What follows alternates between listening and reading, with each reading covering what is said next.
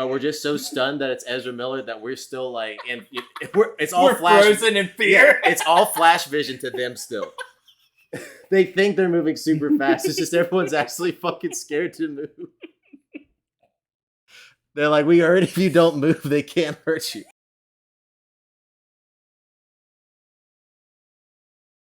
Jason, nice to see you. Tim, how's it going? It's going great. We are once again met with the What'd you do void this of week, YouTube. man? Nothing. Wasn't it you that was telling me that you went to a Vanilla Ice concert and they booed whenever They didn't. They just chanted "Play Ice, Ice, Baby," and whenever he didn't, they didn't like He it. looked so sad. I felt really bad. You know, like when you're like somewhere and someone's bullying someone, and you're like, Oh, dude, but what about like those situations where like the kid is getting shit on in high school? It's not like a fucking Perks of Being a Wallflower. Like they're not like waterboarding them or anything. Where you're like, guys, stop, dude, do you know what that Geneva movie? Conventions. Do you know what that movie unleashed onto the world? It taught kids an acceptable threat in high school is I'll blind you. Well, no, it unleashed the presence, the omnipresence of Ezra Miller. Dude, Ezra Miller took like all the encouraging English teacher speeches way too seriously. You can be anything you want. Anything? So I became the Lord. Just starts running out the door. Bro, Imagine if you're in hold on. Vermont and fucking Ezra Miller shows up like Shia LaBeouf, and you're just like, what the fuck? But we're just so stunned that it's Ezra Miller that we're still like, and it's all flash. Frozen in fear. Yeah, it's all flash vision to them still. They think they're moving super fast. It's just everyone's actually fucking scared to move. They're like, we heard if you don't move, they can't hurt you. Hello. I'm Ezra Miller. And I'm going to give you 5 of my style. Dude. Hello. Hello. I'm Ezra Miller. And I won $8 million in cash for the return of these thrifted zooms out. When I heard they had one cult. I was like, well, that's extreme. A cult in Hawaii. And they were like, you ain't even talked about the cult in Iceland. Yeah, that's more impressive. Dude, get a cult in Hawaii. All you need is like to say like, hey, there's a round on me at the bar. I have And Nerf everyone's bullets. like, we worship you. Your words are violent. Okay, what are they sharing their top And I'm 5 going to give you style style heroes? 5 of He's my- like, number 1, Adolf Hitler. I really took from him when Number I 2, beat the shit out of that Vermont family and took their passport. number 2, the red Teletubby. Is that a villain? No. Yeah, Might depends be. on who you ask. All I know is that if that vacuum cleaner ever testified against them in court, It's the over. things style it would reveal. icons and heroes from Anno Domini, the common era. of human Dude, you just Photoshop a gun in their hand. The tone of this is completely existence. different. Simon Bar Kokhba. And I'm thinking of the Arthur Zick painting. This wonderful What are you Arthur Zick talking painting. about? Super What the dank. fuck are we watching? I get so uncomfortable So wait a minute, when we I start- hear Ezra Miller talking about the Star of David. They are out there. He's got the And we can't find them. My life saddle coach and is reins Thanos. on his horse. Has to like their manager, just like, yeah, they just watch Avengers Infinity War and talk to the screen.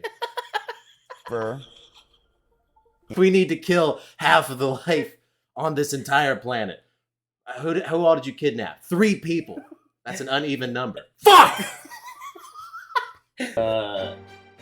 Like when they were getting arrested, they were like, Number 2. What the fuck is moving happening? forward in time. Oscar Wilde. they were like, I have Nerf bullets.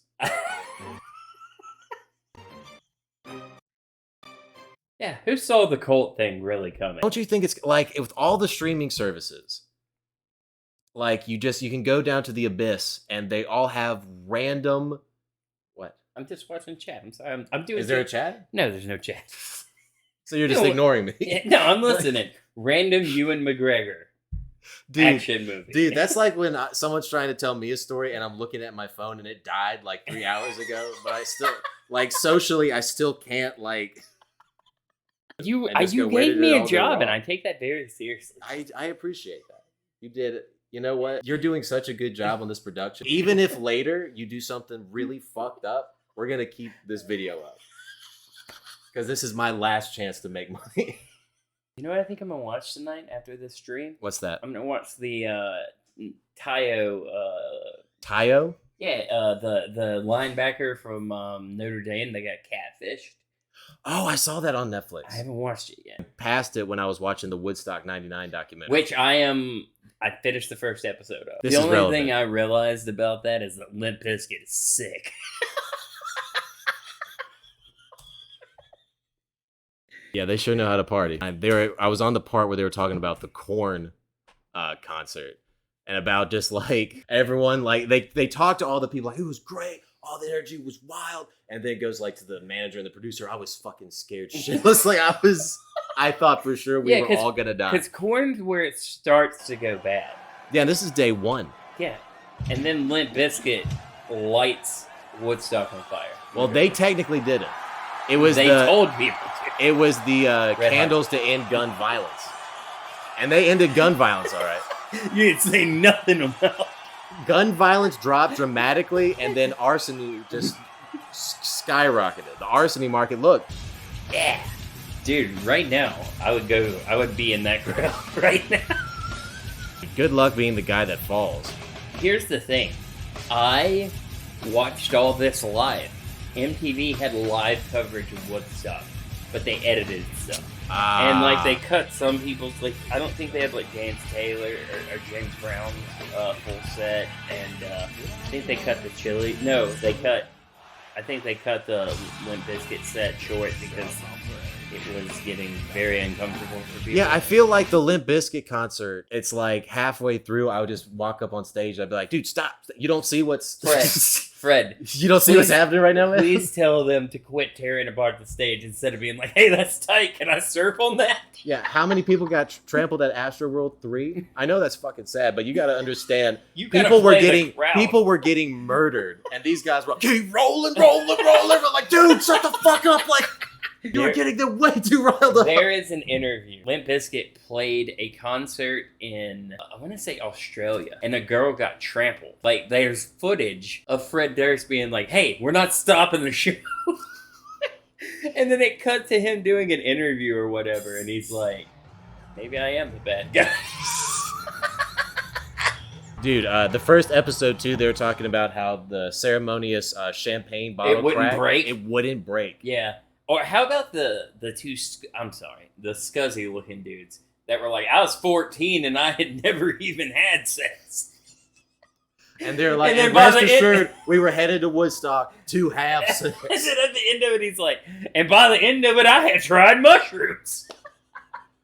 I never had the sex talk, so I thought that's what sex was. You just got high on mushrooms. It wasn't until later found out that wasn't sex. My father never had the talk with me, and my mom just said you put a mushroom thing in your mouth and feel bad afterwards. I just thought I did it. You know he's ready to rock, dude. He's still holding it. He's been doing that for so long that his hands have cramped into that. And what's awesome is like they have the psychedelic hippie peace and love. And Fred Durst is like, kill one of those days. Yeah. Look to your neighbor and kill them. Singer of Korn, he said, seeing this live is even more shocking. I mean, like, look at this mass of humanity. Yes. This is like, this honestly reminds me of Rick and Morty and how they like to do the existential stuff. Yeah.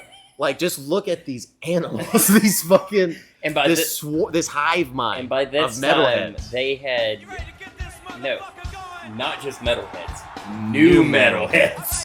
I'm on board with blaming a lot on Fred Durst. You should find him doing the version of Nookie he does. You take all that negative energy and you break everything around you. And it cuts to an interview and he's like, I don't know why they got this. Yeah, it's crazy. I don't know where they got the idea. Dude, you're not even playing bass if you're not playing bass like that. Hold up. Fred goes into the crowd. And they almost eat him alive. They almost turn on their savior. The producers like, wait, one of their songs is literally named Break Shit? You know, I'm not here to talk about the fashion choice of Fred Durst. You can't wear a DC shirt, a DC Shoes shirt, and be wearing Adidas. It's just, it doesn't work, man. Did you say it's sinful? Yeah, I'd say Woodstock had everything it had coming to it because of that.